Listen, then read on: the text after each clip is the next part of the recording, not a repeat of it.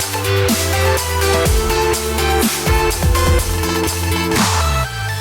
everyone, Charles Watts here, the Arsenal correspondent at Goal, joining you from a pretty miserable Emirates Stadium right now. I'm looking down to see Mikel Arteta standing pitchside, just doing some of his post-match interviews where he's just seen his Arsenal side lose 1-0 here to Leicester in a really, really strange game. Arsenal were good for 45 minutes, they were awful for 45 minutes, which pretty much sums up where Arsenal are right now. First half was a really, I'd say, positive display. It was the first time I've really seen Arsenal set up the way you kind of feel like Mikel Arteta wants to set his side up. It was 4-3-3, ditched the 3-4-3 that we've seen for a long, long time. Thomas Partey starting, you felt like that was the kind of catalyst, that was the thing he wanted. He always wanted that extra man in midfield. The arrival of Thomas Partey allowed him to do that, and we saw it for the first time tonight. And that first half, I thought, gave us a glimpse of what we're going to see under Mikel Arteta going forward. Arsenal played really, really well. They had 11 shots.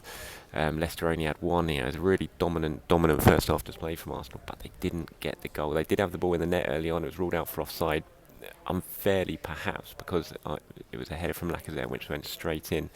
The officials deemed that Granit Xhaka was interfering, sort of standing in front of Kasper Schmeichel, but he didn't touch the ball. I don't think he was interfering really, so Mikel Arteta will not be too happy with that. But Arsenal had other chances to score. Lacazette missed an absolute sitter from a Kieran Tierney cross. Aubameyang headed one over from a Tierney cross, and it was just a positive first half display, but they didn't get the goal, and you sense the longer that went on without them getting the goal, there was an air of inevitability about what was going to happen. Jamie Vardy didn't start the game, he was on the bench, but you knew he was going to come on in that second half, and we know what Jamie Vardy does against Arsenal. He scores goals. He'd scored 10 before tonight, now he's got 11. He came off the bench a half an hour to go, and with 10 minutes to go, he scored the winner, headed in from Under's cross, and by that time, it felt inevitable it was going to happen. Arsenal, who were so good in the first half, I thought were awful in the second half. They had just one shot in the second 45 minutes, a Bellerin volley, which was saved by Schmeichel. Leicester had 5. The longer the game went on, the more belief they got, the more the game plan was working. And then they hit Arsenal on the counter-attack. One ball over the top, Under got away. Gabriel came over to cover, and Jamie Vardy was left completely unmarked behind him. Mustafi had come on for David Luiz in the second half, didn't track the run, and Vardy couldn't miss, header from close range straight into the net. And that was that. There was no comeback from Arsenal. It didn't look like coming back and getting an equaliser, and in the end it was a fairly comfortable win for Leicester. It was their first win here or at Arsenal since 1973.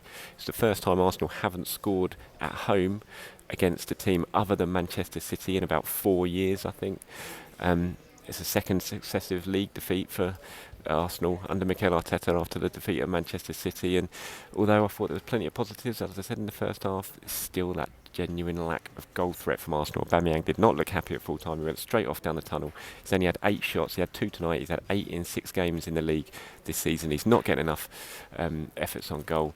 Lacazette had a really, really poor night tonight. He missed a chance. I mean, he was unlucky with the goal that was ruled out in the first few minutes. But then after that, he had a poor night. The ball wasn't sticking; it was bouncing off him.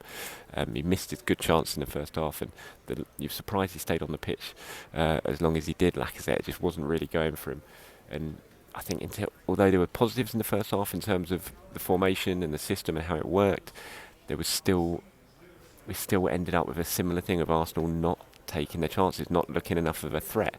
And so until Mikel Arteta fixes that, it's going to be a similar story for Arsenal this season. They're not going to score enough goals, and that's got to be the game plan now for Mikel Arteta. He's got to work out what to do it. There's no doubt they're stronger. They've got a much better spine with Gabriel and Partey, but going forward they need to score more goals, need to create more chances, and that's got to be what Mikel Arteta works on.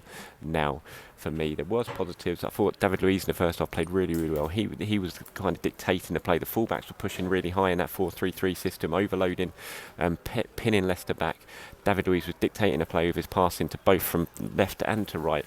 But they lost David Luiz to injury just after half time. He came back out for the second half, but Mustafi had been warming up in the whole of the half time break, so there was clearly an issue there. And he went down within a couple of minutes, and from then on Arsenal they never really recovered. It was a really, really big missing David Luiz, because he was the man dictating the play, and once he'd gone off they just didn't look anywhere near as threatening. And now they're disappointed. We're going to be hearing from Mikel Arteta very, very soon. It'll be interesting to hear what he's had to say, but before he comes in. I'm just going to run through my player ratings for you here from the Emirates. We'll start with Bernd Leno. He didn't have much to do. Made one good save from Vardy after Vardy had scored. When Leicester broke on another counter-attack, he couldn't do anything with the goal. Had one little error in the first few minutes, actually, when a bad back pass gave Maddison a chance from distance. But other than that, a solid enough night from Bernd Leno, so I'll give him a 6. David Luiz, I thought, was excellent in the first half. As I've said before, he was the man dictating the play. Everything went through him. Played really, really well, so I'll give David Luiz a 7 for his first half performance. Gabriel, I thought, was really, really good again. Solid as anything. I'll give Gabriel a 7. I will give... we'll go with the midfield. Actually, we'll go with Kieran Tierney after that. Kieran Tierney, first half again, was excellent. Was such a threat for Arsenal. Brilliant crosses, couple of excellent ones. Struggled with cramp in the second half, I think. Eventually went off. And I'll give Kieran a 6 as well. Bellerin, same, I'll give a 6. I thought, again, just like Tierney, he was very, very impressive in the first half. He got forward with that volley in the second half. Lucky not to get sent off, though, for a second yellow card. Really, really lucky in the second half. So I'll give Hector a 6. Thomas Partey, Danny Ceballos and Granit Xhaka, the midfield 3 in that first half. I'm going to give them all... I'm going to give Partey and Xhaka, I'm going to give a 6. I'm going to give Danny Ceballos a 5. I thought Ceballos had a difficult night. I thought Xhaka and Partey did well in the first half when Arsenal were on top, but Ceballos struggled. It wasn't one of his better games. He gave away the ball uncharacteristically at times. So I'll give those two a 6.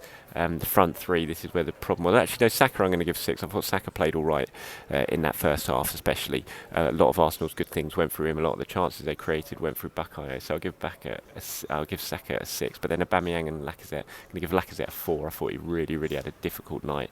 Nothing really worked.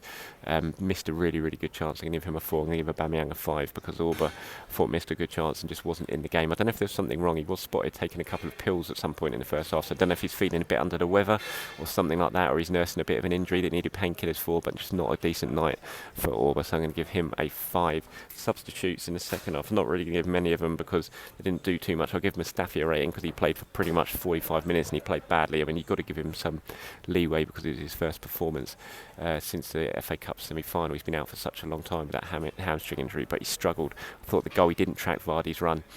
And despite Gabriel sort of pointing to where the danger was, he didn't track the run, and from that moment on, Arsenal were in trouble. So I'm going to give Mustafi a 4. So a disappointing night in the end from Arsenal. There were positives in that first half, but it's tough to leave with too many positives when you've just been beaten. So still plenty of work to do for Mikel Arteta. There were signs of how he wants his team to evolve, certainly in that formation in the first half, but in the end he's going to have a lot of thinking to do because Arsenal not getting anything from this game, and they'll certainly feel, especially after that first half performance, that they probably should have done. So from the Emirates, it's finished here. Arsenal